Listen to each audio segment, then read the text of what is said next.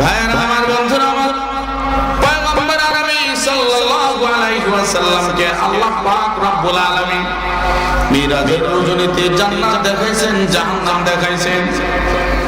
জান্নাত জাহান্নাম দেখার পরে পয়গম্বর জান্নাত জাহান্নামের বয়ান করেন। পয়গম্বর বলেন, ও আমার সাহাবারা, আমার উম্মতেরা শুনে রাখো, জেনে রাখো, আমি দেখলাম আল্লাহ পাক রব্বুল আলামিন আমাকে দেখাইছে জান্নাতের ভিতরে আমার উম্মতের নারীদের সংখ্যা কম। জান্নাতের মধ্যে আমার উম্মতের নারীদের সংখ্যা কম, পক্ষান্তরে জাহান্নামে আমার উম্মতের নারীদের সংখ্যা বেশি। এই জন্য পয়গম্বর বড় পেরেশান, পয়গম্বর চোখের পানি ফেলে কাঁদতেছে। তিনার কলিজার টুকরা ফাতিমা রাদিয়াল্লাহু তাআলা আনহা হুজরায় প্রবেশ করেছে। তিনি দেখেন পয়গম্বর কাঁদে। ফাতিমা রাদিয়াল্লাহু তাআলা আনহা বললেন, আব্বা গো, ও গো আব্বা, আপনি কেন কাঁদেন? আল্লাহ পাক রব্বুল আলামিন আপনার কবরে তো আযাব দিবে না।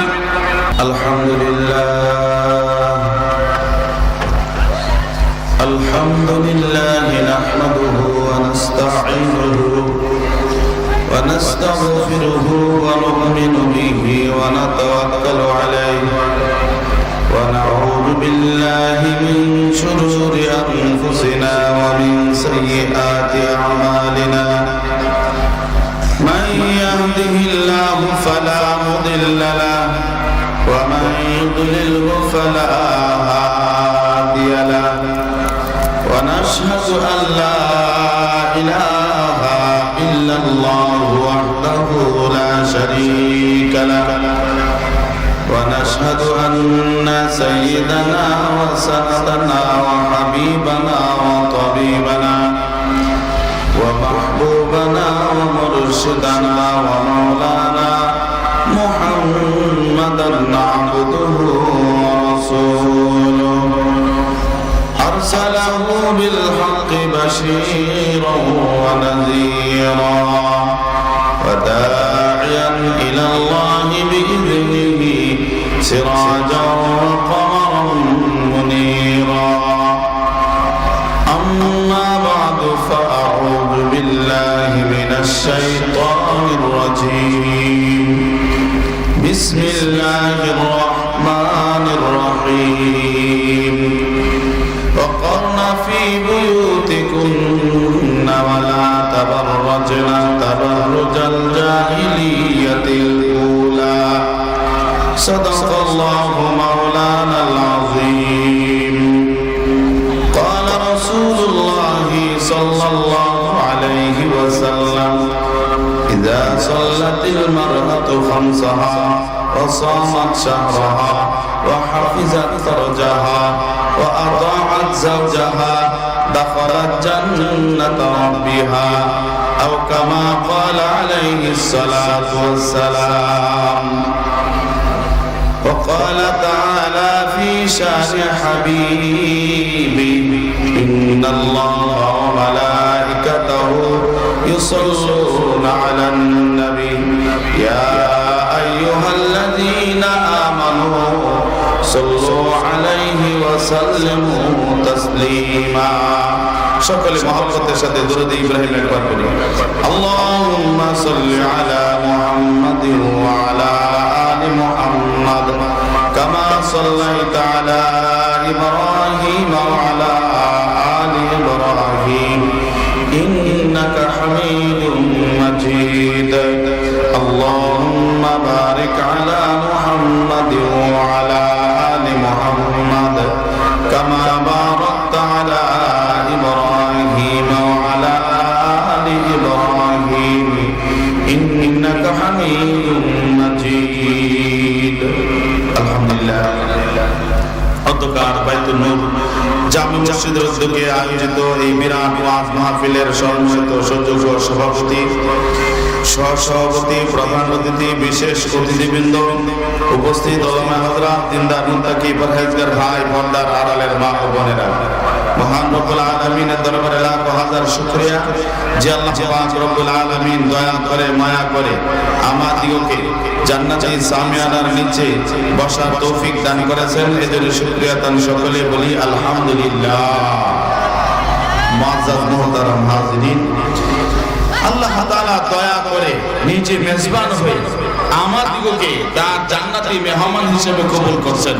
এজন্য আমরা খুশি না বেজার? কম না বেশি? যেমন বেশি তেমন আওয়াজ দেয়া, আল্লাহ দেওয়া জবান দিয়া আল্লাহকে খুশি করার জন্য সমস্ত শরীর আবারও শুকরিয়া আদায় করে বলি আলহামদুলিল্লাহ। ভাইরা, আমরা এখানে আসছি কোরআনের মহব্বতে, আল্লাহকে খুশি করার জন্য। কাকে খুশি করার জন্য? জোরে বলে কাকে খুশি করার জন্য? আল্লাহকে খুশি করার জন্য। পয়গম্বর আরবি সাল্লাল্লাহু আলাইহি ওয়াসাল্লাম বলেন, ইন্নামাল আমালু বিন্নিয়াত। প্রত্যেকটা কাজ নিয়তের উপর নির্ভর করে। নিয়ত যদি ভালো থাকে আল্লাহ তাআলা ফলাফল ভালো দেন। এজন্য নিয়ত, নামাজের আগে নিয়ত যেমন জরুরি, যে আমি জোহরের নামাজ পড়তেছি না আসরের নামাজ পড়তেছি, ফরজ পড়তেছি না সুন্নত পড়তেছি, এই নিয়ত থাকা লাগবে কিনা? ঠিক এই মাহফিল, আমাদের মাহফিলের শুরুতেই নিয়তটা সহি হওয়া দরকার। আমরা যদি আল্লাহকে খুশি করার জন্য এই মাহফিলে বসতে পারি, হতে পারে আজকের এই মাহফিল আমাদের হেদায়েতের কারণ হয়ে যাবে, নাজাতের জরিয়া হয়ে যাবে ইনশাআল্লাহ। এজন্য আমরা নিয়তটা সহি করতে পারবো তো ইনশাআল্লাহ? আমরা কাকে খুশি করতে চাই? জোরে বলে কাকে খুশি করতে চাই? নাকি শয়তানকে? আমরা যারা আল্লাহকে খুশি করতে চাই, যারা আল্লাহকে খুশি করতে চাই, আমরা দুই হাত তুলে আল্লাহ তাআলাকে দেখায় দিই যে হে আল্লাহ, আমরা তোমাকে খুশি করতে চাই, তোমার সন্তুষ্টির জন্য, তোমাকে খুশি করার জন্যই তোমার কোরআনের মাহফিলে আসি। দুই হাত তুলে আল্লাহকে দেখানো যাবে তো ইনশাআল্লাহ? নারে তাকবীর, লিল্লাহি তাকবীর। কোরআন হাদিস যেখানে,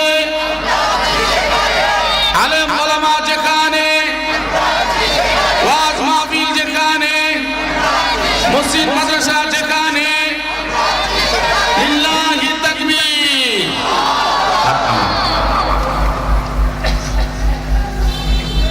এখন দুনিয়ার যে কোনো কাজ সাধারণত দুইজনকে খুশি করার জন্য হয়, হয়তো আল্লাহকে না হয় শয়তানকে।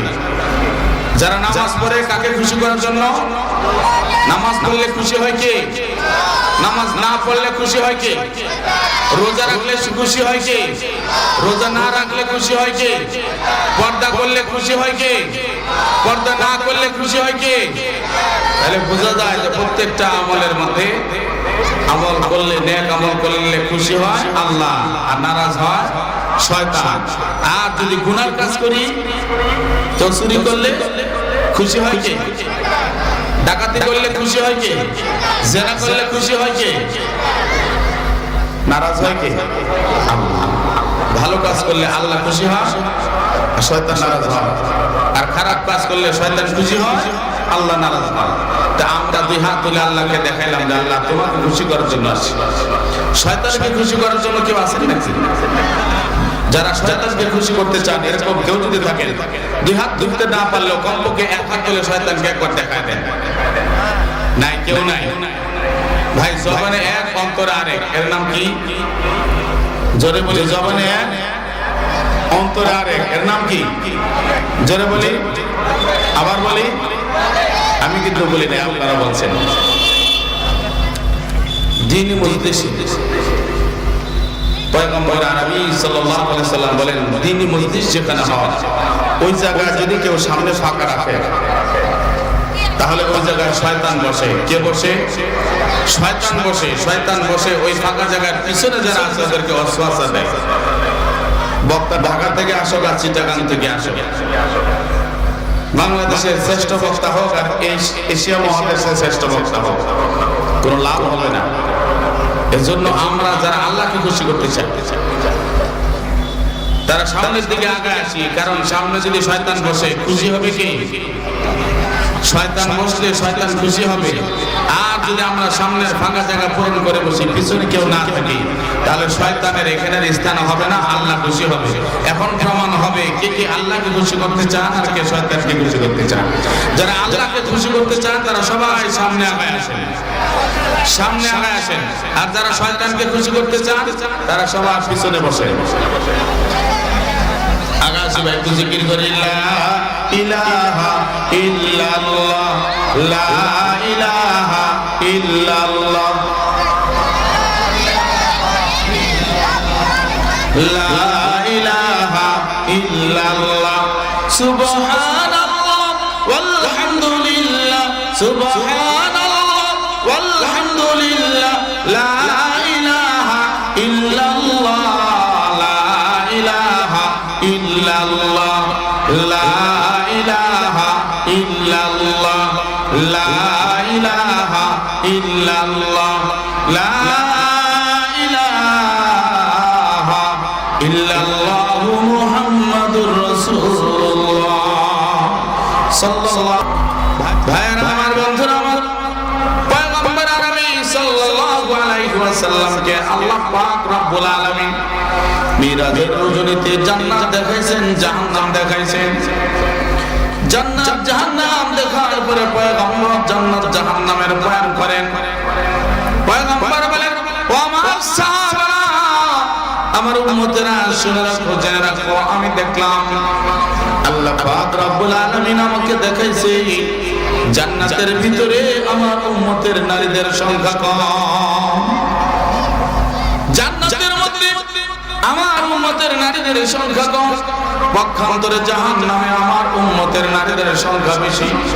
এই জন্য পয়গম্বর বড় পেরেশান, পয়গম্বর চোখের পানি ফেলে কাঁদতেছে। জিনার কলিজার টুকরা ফাতিমা রাদিয়াল্লাহু তাআলা আনহা হুজরায় প্রবেশ করেছে। তিনি দেখেন পয়গম্বর কাঁদে। ফাতিমা রাদিয়াল্লাহু তাআলা আনহা বললেন, আব্বা গো, ও আব্বা, আপনি কেন কাঁদেন? আল্লাহ পাক রব্বুল আলামিন আপনার কবরে তো আযাব দিবে না, আপনার হিসাব হবে না, জাহান্নামে যাওয়া লাগবে না। আল্লাহ তাআলা আপনার সামনে পিছনের সব গুনাহ মাফ করে দিয়েছে, আপনার দ্বারা কোনো গুনাহ হবে না, আপনি তো বেগুনাহ, মাসুম, নিষ্পাপ। আপনি কেন কাঁদেন? আমরা না কবরের ভয়ে কাঁদি, হাসরের ভয়ে কাঁদি, ফুলসিরাতের ভয়ে কাঁদি, জাহান্নামের ভয়ে কাঁদি, আপনি কেন কাঁদেন? ওগো পয়গম্বর, নাকি আপনার বাবার কথা মনে পড়ছে এই জন্য কাঁদতেছেন, না মায়ের কথা মনে পড়ছে এই জন্য কাঁদতেছেন?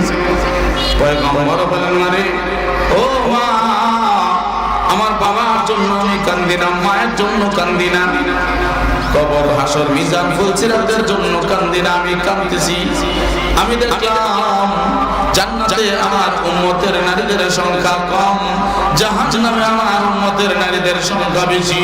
এই জন্য আমি পয়গম্বর আমার উম্মতের নারীদের মুহাব্বত আর ভালোবাসায় কাঁদতেছি। ও মায়ের আমার, ভাবেরা আমার, একটু মনোযোগ সহকারে শ্রবণ করেন, একটু চিন্তা করেন। আজ থেকে প্রায় ১,৫০০ বছর আগে আপনি জাহান্নামের আগুনে জ্বলবেন, এই জন্য পয়গম্বর চোখের পানি ফেলে কাঁদছেন। আপনি জাহান্নামের আগুনে জ্বলবেন, এই জন্য পয়গম্বর পেরেশান। আপনি জান্নাতে যাইতে পারবেন না, এই জন্য পয়গম্বর চোখের পানি ফেলে কাঁদছেন।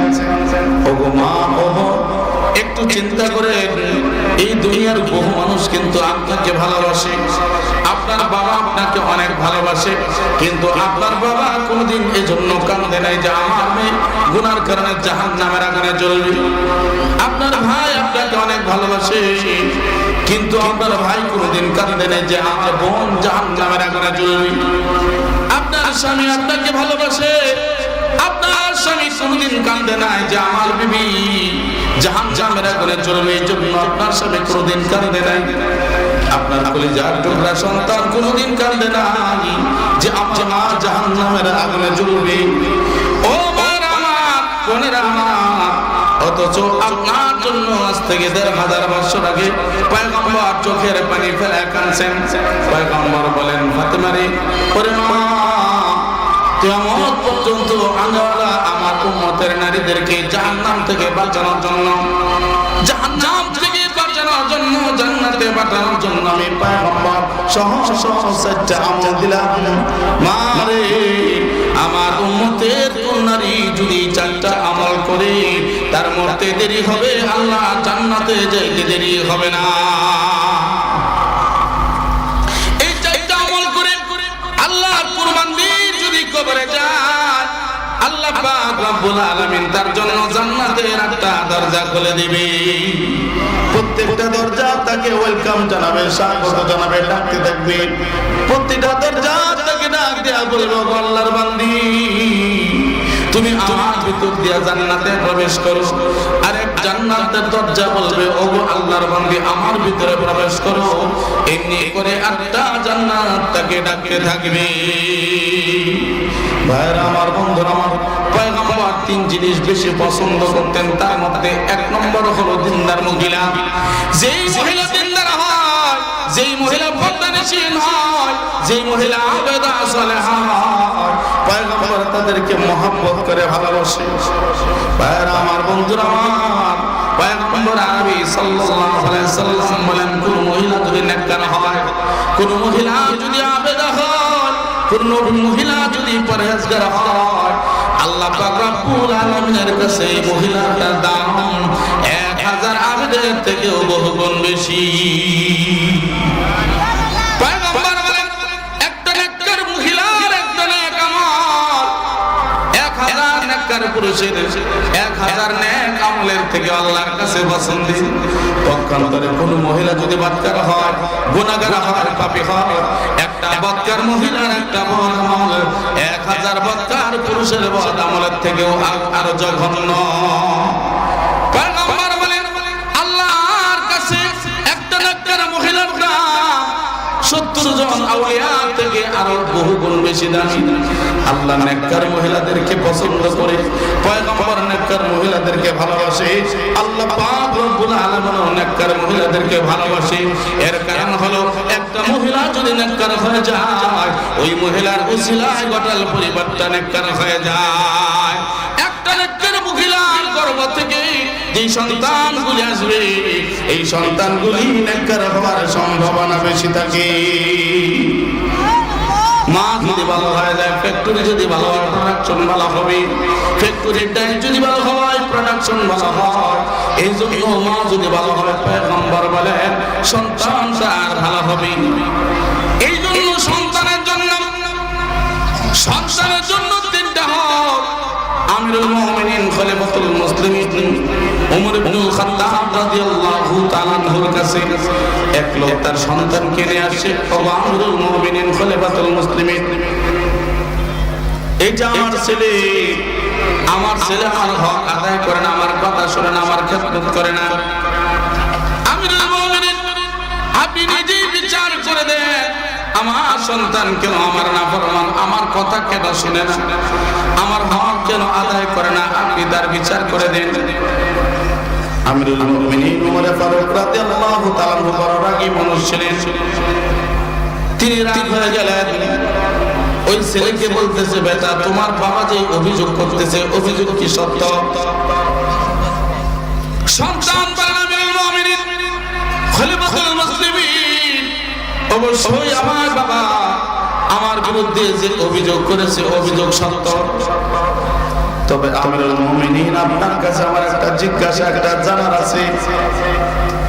আমার প্রশ্ন হলো, আমিরুল মুমিনিন খলিফাতুল মুসলিমিন, জন্মের পর থেকে শুনতেছি পিতার হক মাতার হক অনেক বেশি, আল্লাহর পরে মা বাবার হক, এই মা বাবার হক অনেক বেশি। মা বাবার হক যদি কেউ নষ্ট করে জাহান্নামে যাওয়া লাগে।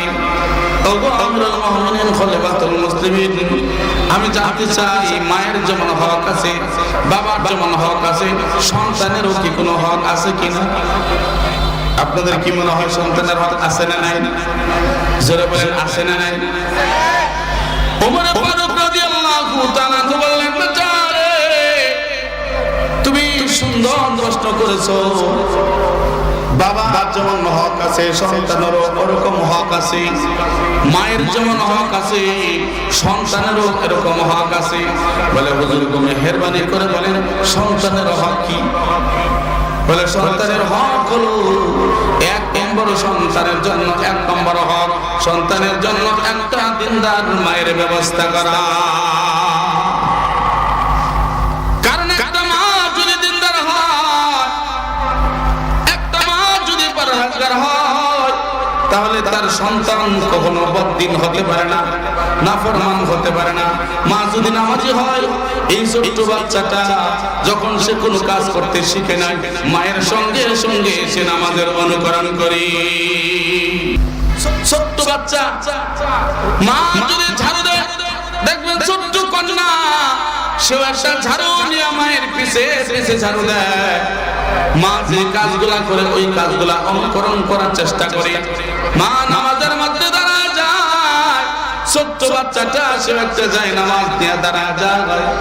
মা যখন তাকবীরে তাহরিমা আল্লাহু আকবার বলে হাত বাঁধে, এই ছোট্ট বাচ্চাটাও হাত বাঁধে। মায়ের মুখের দিকে তাকায়, মা ঠোঁট নাড়ায়, সূরা ফাতিহা পড়ে।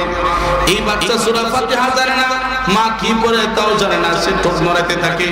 এমন দৃশ্য কি আপনারা দেখছেন? ছোট বাচ্চা মায়ের দিকে বারবার তাকায় আর ঠোঁট নড়াইতে থাকে। আল্লাহ পাক রব্বুল আলামিন বলে, ফেরেশতা রে, ও ফেরেশতা, এই ছোট বাচ্চাটা কি বলে? বলে সে তো কিছু বলতে পারে না। তার মা যে সূরা ফাতিহা পড়ে, এই বাচ্চা তার মায়ের চেহারার দিকে ঠোঁটের দিকে তাকায় সে ঠোঁট নড়ায়। আল্লাহ পাক রব্বুল আলামিন বলে, ফেরেশতা রে, এই বাচ্চার মায়ের আমলনামা এই বাচ্চার সূরা ফাতিহা পড়ার সমান সব দিয়ে দে।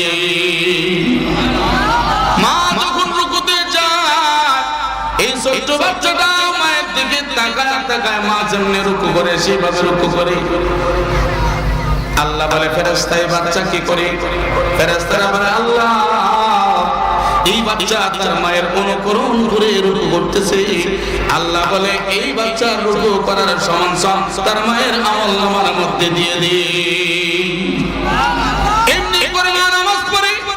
এই ছোট্ট বাচ্চাটা নামাজ পড়তে পারে না, কিন্তু মায়ের অনুকরণ করে। তাতে আল্লাহ পাক রব্বুল আলামিন খুশি হয়ে মায়ের আমলনামায় এই বাচ্চার পূর্ণাঙ্গ নামাজের নেকি দিয়ে দেয়। ভাইরা আমার, বন্ধুরা আমার, এই জন্য মা যদি ভালো হয় সন্তান ভালো হবে।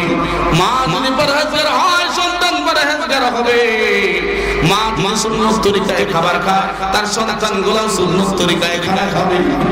মা যদি তার স্বামীকে সালাম দেয়, তার সন্তানগুলো তার বাবাকে সালাম দিবে।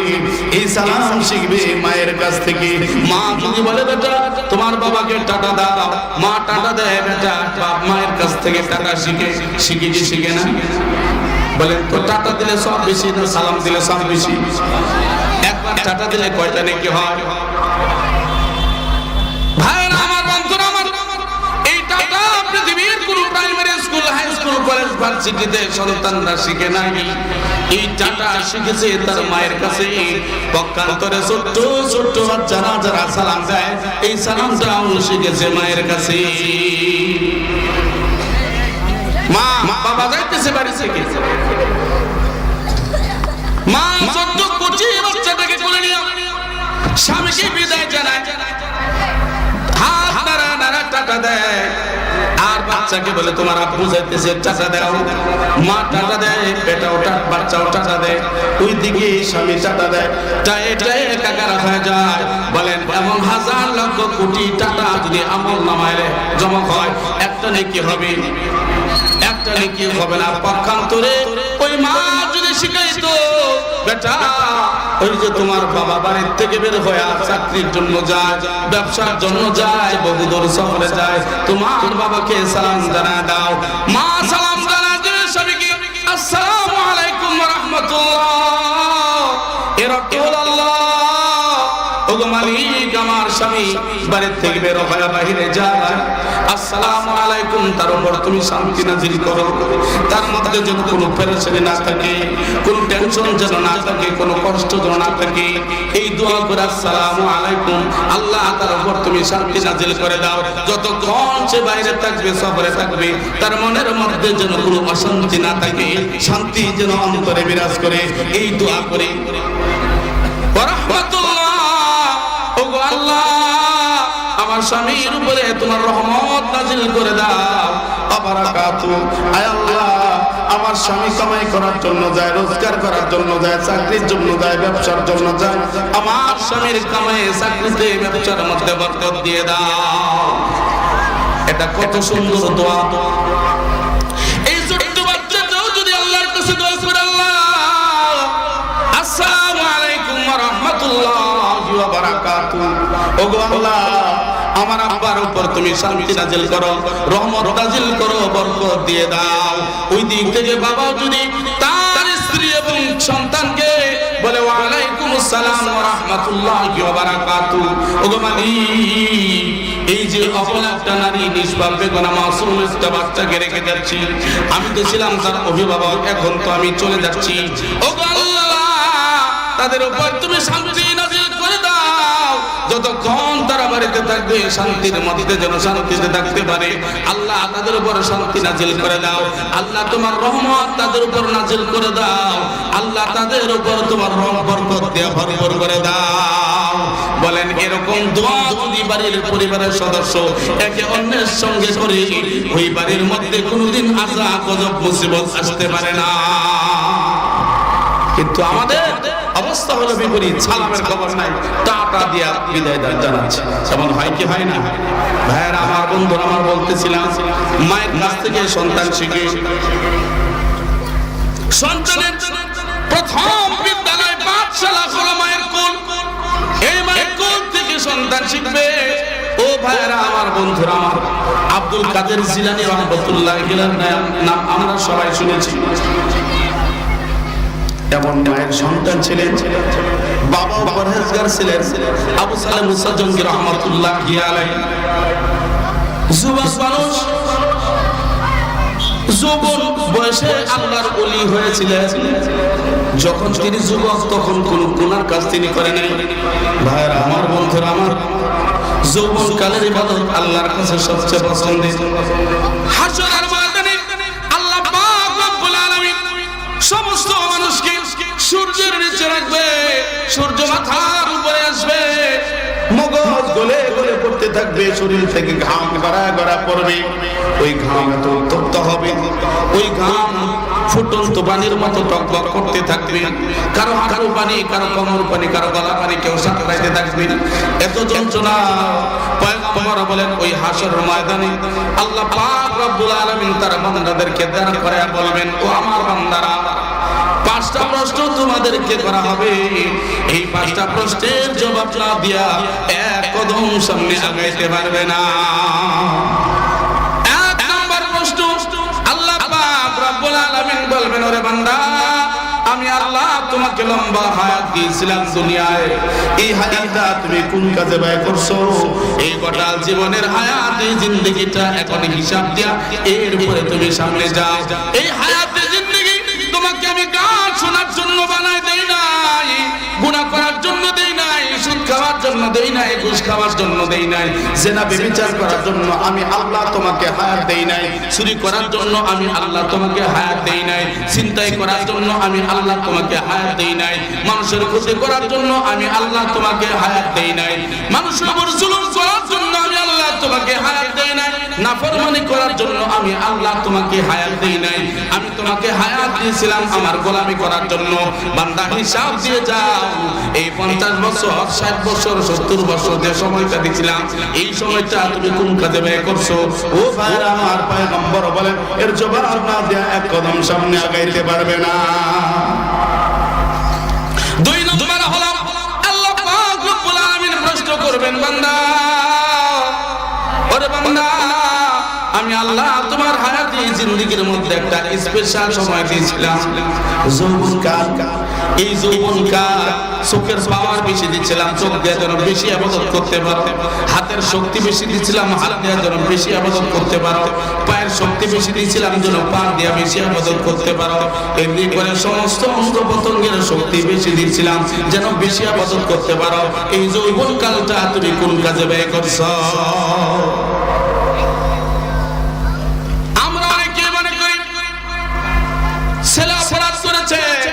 ফতুয়া দিয়ে দিই যৌবনকাল, এই বয়সে এরকম একটু করবে না, কোরআন হাদিসে কোথাও এমন পারমিশন নাই যে যৌবনকালে গুনাহ করলে আল্লাহ পাকড়াও করবে না, বরং যৌবনকালের গুনার জন্য বেশি পাকড়াও হবে। এটা স্পেশাল জবাব দেওয়া লাগবে। আবু সালেহ মুসা জঙ্গি রাহমাতুল্লাহি আলাইহি যুবক, কিন্তু গুনাহ করে না, গুনাহর সাথে তার কোনো সম্পর্ক নাই। যুবক নদীর কিনারে যায়, কিনারা দিয়ে হাঁটতেছে আর মাওলা পাক রব্বুল আলামিনকে ডাকতেছে, মাওলার জিকির করতেছে। খোদা কয়েকদিনের অনাহারে আছে, খাবার নাই, টাকা নাই, পয়সা নাই, পেটেও খাবার নাই। খোদা যন্ত্রণা সহ্য করতে না পারে পানিতে নামছে, নদীতে নামছে পানি পান করার জন্য। নদীর মধ্যে নামিয়া দুই হাত দিয়া পানি পান করবে। আল্লাহর কাছে দোয়া করে, আল্লাহ এই পানির মধ্যে তুমি বরকত দিয়ে দাও, খাবার খায়া শরীরে যে শক্তি হয় এই পানি পান করে যেন আমি সেই শক্তি পাই তোমার ইবাদত জন্য ঠিক মতো করতে পারি। আল্লাহর কাছে দোয়া করতেছে, হঠাৎ করে দেখে একটা ফল সামনে ভাসে আসতেছে। এই ভাষা ফলটা হাতে নিয়ে চিন্তা করে উজান থেকে আসছে, বাটিতে যায়। এই ফলটা যদি আমি ছেড়ে দেই, ফল যাইতে যাইতে পচে যাবে। এই ফলের মালিকের কাছে ফলটা কোনোদিন রিটার্ন যাবে না। এই ফল পচে গেলে কোনো লাভ হবে না, তার থেকে আমি ক্ষুধার্ত আমি খেয়ে নেই। নামাজ পড়বে, আল্লাহর দরবারে কবুল হবে না। রোজা রাখবে, আল্লাহর দরবারে কবুল হবে না। হজ করবে, আল্লাহর দরবারে কবুল হবে না। এই জন্য হারাম খায়া কেউ যদি আমল করে, আমল আল্লাহর দরবারে কবুল হয় না। পয়গম্বর বলেন, হারাম খায়া যে রক্ত মাংস তৈরি হয়েছে এটা জান্নাতের জন্য নয়, এটা হলো জাহান্নামের জন্য। যুবক আবু সালেহ মুসা জঙ্গি চিন্তার মধ্যে পড়ে গেছে, হ্যাঁ আমি যে ফলটা খাইলাম আমার ইবাদত যদি আল্লাহ কবুল না করে সর্বনাশ হয়ে যাবে। আর একটা ফল খাইলাম, এটা কবিরা গুনাহ।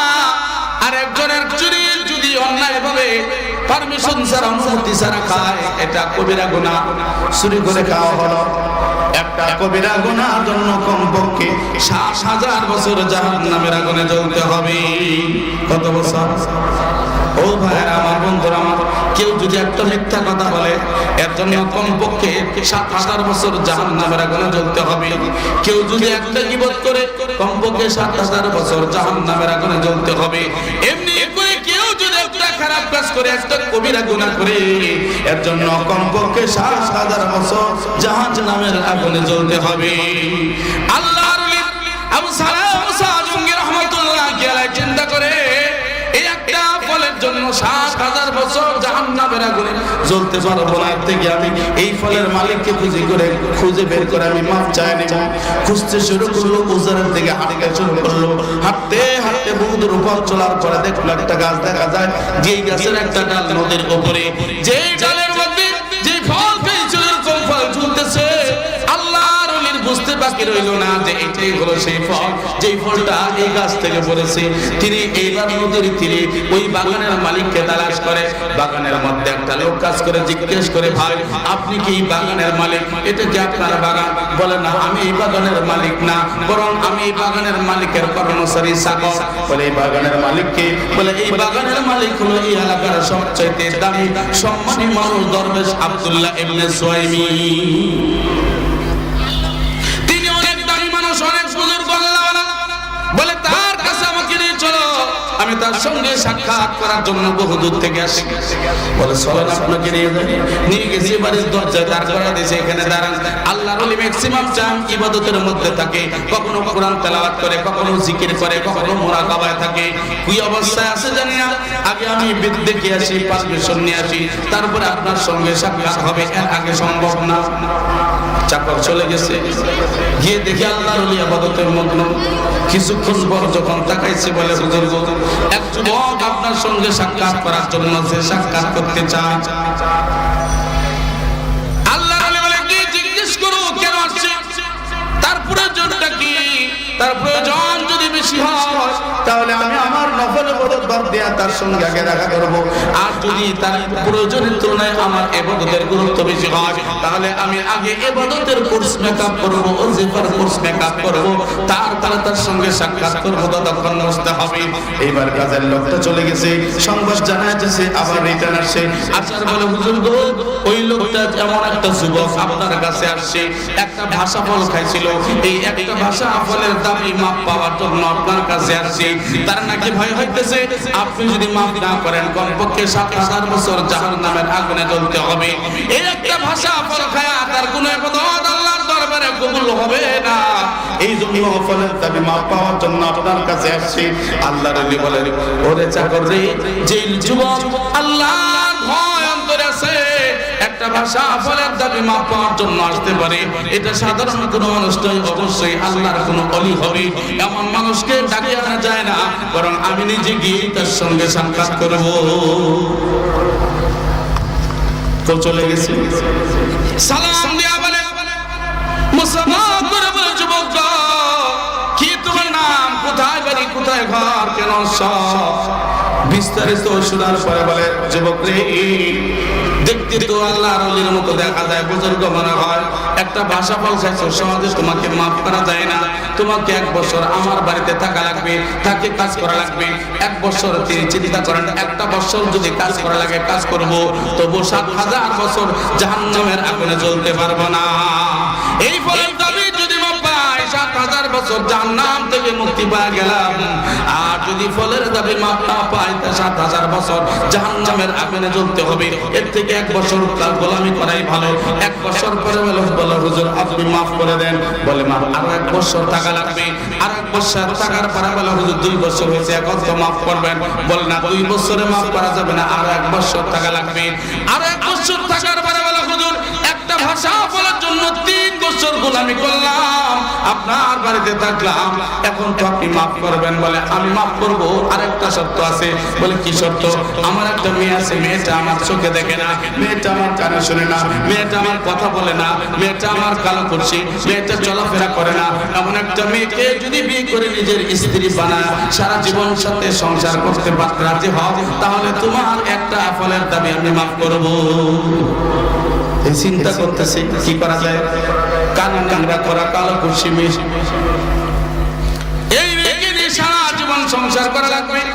আর ওইদিকে একটা ফলের জন্য 7000 বছর জাহান্নামের আগুনে জ্বলতে হবে। চিন্তা করলো, এই যার দুনিয়ার জীবন কষ্টে যায় যা, তবু তো জাহান্নামের আগুন থেকে বাঁচা যাবে। বলে, ঠিক আছে রাজি। বিয়ে পড়া দিছে। বলে, আর তুমি এখানে বসো, তোমার স্ত্রী আসবে তোমার কাছে। চিন্তা করে কেমনে আসবে, কিভাবে আসবে, দেখে সুন্দরী রূপসী একটা কন্যা, এক হাতে শরবতের গ্লাস, আরেক হাতে পাখা নিয়ে আসতেছি। সালাম দেয়া বলে, আসসালামু আলাইকুম ওয়া রাহমাতুল্লাহি ওয়া বারাকাতুহু।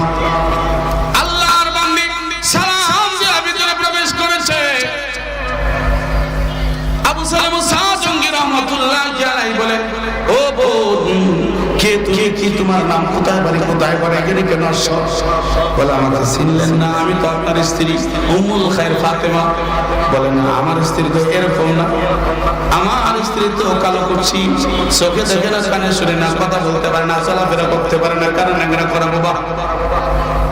এইবার তিনি মনক্ষুণ্ণ হয়ে বাড়ি থেকে বের হয়ে চলে যান। দরবেশ আব্দুল্লাহ ইবনে সুহাইমি ডাক দেয়া বলে, বাবা 3 বছর আমার বাড়িতে তোমাকে রাখলাম, একমাত্র কন্যাকে বিয়ে দেওয়ার জামাই বানাইলাম, আমাকে না বলে কোথায় যাও, কমপক্ষে তো বলে যাওয়া দরকার। বলে, আপনি হয়তো ধোঁকাবাজ, না আমি মৃত্যু, আপনার আমার তো ধোঁকাবাজ অথবা মৃত্যুকে আমি পারমিশন নেওয়া যাওয়ার কোনো প্রয়োজন মনে করি না।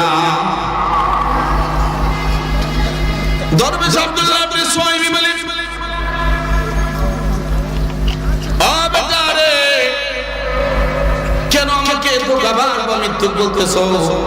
আপনি বলেছেন আপনার মেয়ে কালো করছি, চোখে দেখে না, কানে শুনে না, কথা বলে না, চলাফেরা করে না, আপনার মেয়ে কালো করছি, কানা ন্যাংরা বাবা, কিন্তু আমি দেখছি একটা সুন্দরী রূপসী মেয়ে, তার অঙ্গ পতঙ্গের মধ্যে কোনো খুঁত নাই। হয়তো আপনি মিথ্যা বলেছেন, না অপরের মেয়েকে সাজায় গুজে আমার সঙ্গে বিয়ে দিয়েছেন, ধোঁকাবাজি করছেন। বলে, যুবক ভুল বুঝিও না, আবু সালে রে, তোমার জীবন বড় ধন্য, আমার মেয়ে উম্মুল খায়র ফাতেমা সে জীবনে কোনোদিন পর্দার খিলাফ করে নাই। ওয়ালা তাবাররাজনা তাবাররুজাল জাহিলিয়াতিল উলা। আল্লাহ পাক রব্বুল আলামিন মুসলমান নারীদেরকে ঘোষণা করে জানায় দিয়েছে, ও আমার মুসলমান নারীরা, তোমরা ঘরের বাইরে যাইবা না, ঘরের ভিতরে থাকবা, এটাই হলো তোমাদের ঠিকানা। যদি ঘরের বাইরে যাইতে হয় জাহেলিয়াত যুগের নারীদের মতো নয়, বরং মুমিনা নারীদের মতো কাজ পর্দার সাথে বের হইবা। এই জন্য আমার মেয়ে কোনদিন বেপরদায় কোথাও যায় নাই, আমার মেয়ে বেপরদা হয় নাই, ঘরের ভিতরে থেকেছে, বেগানা কোনো পুরুষের সঙ্গে দেখা দেয় নাই। এই জন্য আমি কান করছি বলেছি, আমার মেয়ে তারে কান দেয়া জীবনে কোনোদিন পর পুরুষের কোনো আওয়াজ শুনে নাই। এই জন্য আমি তাকে বলেছি কানে শুনে না, এসে চক্ষু দেয়া বেগানা কোনো পুরুষকে কোনোদিন দেখে নাই। এই জন্য আমি বলেছি সে চোখে দেখে না। এই দুই হাত দেয়া কোনোদিন বেগানা পুরুষের খেদমত করে নাই। এই জন্য আমি বলেছি সে কাজ করতে পারে না। এই দুই পা দেয়া কোনোদিন বেগানা পুরুষের কাছে যায় না। এই জন্য আমি বলেছি চলতে পারে না। ওগো যুবক যে ও আবু সালে, তোমার জীবন বরকত হবে। উম্মুল খায়ের ফাতেমা সে জীবনে কোনোদিন কোনো কবিরা গুনাহ তো দূরের কথা, একটা সগীরা গুনাহ পর্যন্ত করে নাই। নিজেও তোমার জীবন বরকত হবে, যেমন বাবা তেমন মা। এমন ঘর থেকে যে সন্তান আল্লাহ তাআলা দিয়েছেন তিনি হলেন আব্দুল কাদের জিলানী রাহমাতুল্লাহি আলাইহি। এই আব্দুল কাদের জিলানী রাহমাতুল্লাহি আলাইহি যখন 4 বছর বয়স, তাকে পড়ানোর জন্য যে উস্তাদের কাছে দিয়েছেন আবু হাফস ওমর। আমরা কোরআন শরীফ যে কারি তেলাওয়াত যে সিস্টেমে তেলাওয়াত করি, এই কারির নাম হলো আবু হাফস ওমর। এই আবু হাফস ওমর রাহমাতুল্লাহি আলাইহি আব্দুল কাদের জিলানী রাহমাতুল্লাহি আলাইহির উস্তাদ, তিনার কাছে মা পাঠায় দিছে 600 স্বর্ণ মুদ্রা দিয়া। বাবারে উস্তাদের হাতে 600 স্বর্ণ মুদ্রা দিবা, আর বলবা মায়ের কাছে আর কোনো টাকা পয়সা নাই, যদি থাকতো তাহলে আল্লাহর কালাম কোরআন শিক্ষা করার জন্য আপনাকে হাদিয়া দিত। কিন্তু আমার মায়ের কাছে আর টাকা পয়সা নাই, এগুলা নিতে বলছে, আমাকে আল্লাহর কালাম কোরআন শিখায় দিতে বলছে। ও ভাইরা আমার, বন্ধুরা আমার, আল্লাহর ওলি আব্দুল কাদের জিলানী রাহমাতুল্লাহি আলাইহি 4 বছরের শিশু। এইবার উস্তাদ সবক দিতে বড় বাবা, আউযু বিল্লাহি মিনাশ শাইতানির রাজীম, বিসমিল্লাহির রহমানির রহিম, আলহামদুলিল্লাহি রাব্বিল আলামিন। সন্তান আব্দুল কাদের জিলানী রাহমাতুল্লাহি আলাইহি পড়তে শুরু করলো।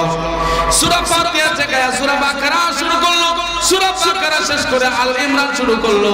এমনি করে পড়তে পড়তে 18 পারা কোরআন শরীফ মুখস্থ শোনায় দিয়েছি।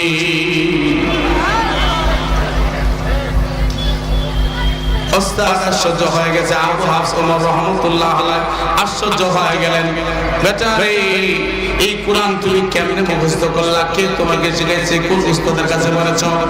তিনি বলেন, উস্তাদ জি আমি দুনিয়ার কোন উস্তাদের কাছে, দুনিয়ার কোন মাদ্রাসায় কোন মক্তবে যাই নাই, আমি আমার মায়ের কোলে থেকে আল্লাহর কালাম কোরআন 18 পারা পড়েছি, এরকম করেছি। আমার মা 18 পারার হাফেজা। আমার মা রাত্রিবেলায় শুয়া আমাকে যখন দুধ পান করাইতো, তার আগে 2 রাকাত সালাতুল হাজত নামাজ পড়ি, উজু অবস্থায় সুন্নত তরিকায় পবিত্র বিছানায় শুয়া ডান স্তনে দুধ পান করাইতে করাইতে তিনি 9 পারা কোরআন তেলাওয়াত করতেন। বাম স্তনে দুধ পান করাইতে করাইতে আর বাকি 9 পারা কোরআন শরীফ তেলাওয়াত করতেন। প্রতি রাতে 18 পারা করে কোরআন তেলাওয়াত আমি আমার মায়ের দুধ পান করতে করতে মুখস্থ করেছি। আর আমাদের মায়েরা গান শুনতে শুনতে সন্তানদেরকে গুণ বানায়, কারণ কোরআন তো পড়তে পারে না, কোরআন শিখে নাই। কি শিখেছে? গান শিখেছে। এই গান শিখায় শিখায় গান শোনায় শোনায় সন্তানদেরকে ঘুম পাড়ায়। কেউ আবার বাঘের গল্প শোনায়, কেউ সিংহের গল্প শোনায়, কেউ আবার বানরের গল্প শোনায়। এই সন্তান বড় হয়ে বাঘ, সিংহ আর বানরের মতো হয়, মানুষের চরিত্র তার মধ্যে খুঁজে পাওয়া যায় না। এই জন্য পয়গম্বর আরবি সাল্লাল্লাহু আলাইহি ওয়াসাল্লাম এই দুনিয়ার মহিলাদেরকে, মুসলমানের নারীদেরকে পবিত্র বানানোর জন্য, এই নারীরা যেন আবেদা সালেহা হয়ে যায়, এই নারীরা যেন জান্নাতি হয়ে যায়। এই জন্য পয়গম্বর আরবি সাল্লাল্লাহু আলাইহি সাল্লাম আজ থেকে ১৫০০ বছর আগে একটা শর্ট কোর্স দিয়ে দিয়েছেন মহিলাদের জান্নাতে যাওয়ার যে শর্ট কোর্স। অনেক শর্ট কোর্স আছে না, ডাক্তারি শর্ট কোর্স আছে, 3 মাসের কিছু কোর্স আছে, 3 বছরের আছে না, এরকম আমাদের কবি মাদ্রাসা এখন মাদ্রাসার শর্ট কোর্স বের হয়েছে।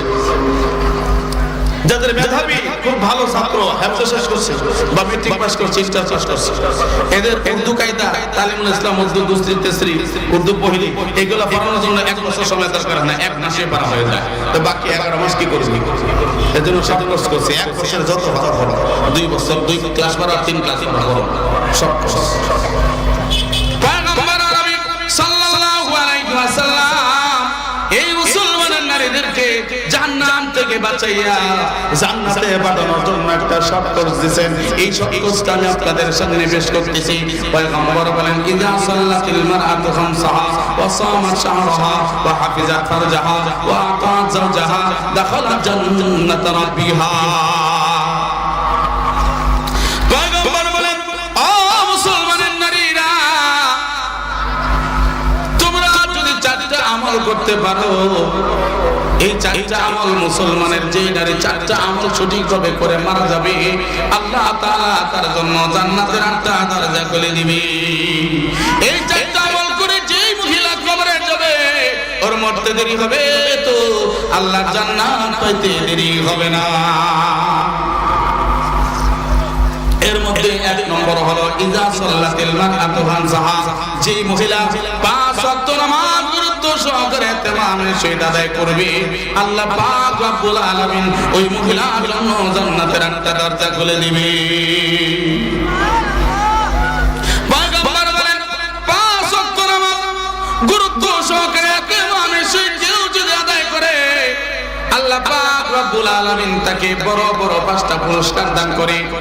আল্লাহর পক্ষ থেকে বান্দার জন্য যত প্রকার পুরস্কার আছে, এর মধ্যে সবচেয়ে দামি পুরস্কার, সবচেয়ে শ্রেষ্ঠ পুরস্কার, সবচেয়ে উত্তম পুরস্কার আল্লাহ পাক রব্বুল আলামিন নামাজীদেরকে নামাজের বিনিময়ে দান করবে। এই 5টা পুরস্কার আল্লাহর যে বান্দা, আল্লাহর যে বান্দি পাওয়া যাবে, ওর দুনিয়ার জীবনেও কোনো টেনশন নাই, পরকালেও কোনো চিন্তা নাই। লা খাউফুন আলাইহিম ওয়া লা হুম ইয়াহজানুন। ওর কোনো চিন্তা নাই, কোনো টেনশন নাই, কোনো পেরেশানি নাই। আল্লাহ পাক রব্বুল আলামিন দুনিয়া আখিরাতের বড় বড় সুরত পুরো করে দিবে। 5টা পুরস্কার পেয়ে যাবে।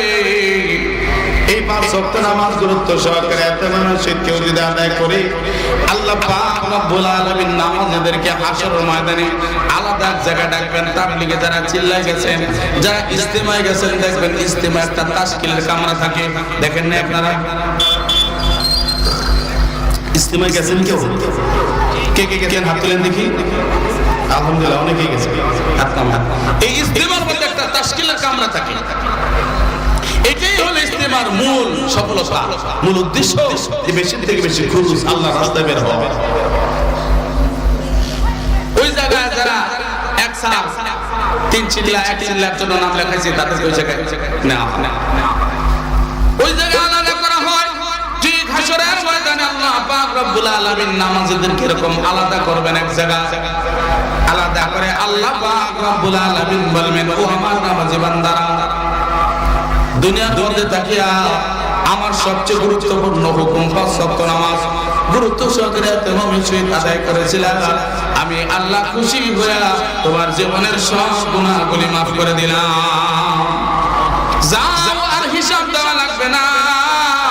বিনা হিসাবে এই নামাজের সিলা আমি মাফ করে দিলাম, বিনা হিসাবে আমার জান্নাতে চলে যাও।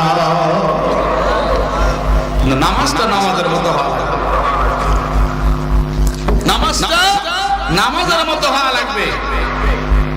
পয়গম্বর বলেন, আমার উম্মতেরা নামাজ পড়বে একই কাতারে, এক কাতারে, মানে করেন 60 জন নামাজে দাঁড়াইছে, 70 জন নামাজে দাঁড়াইছে।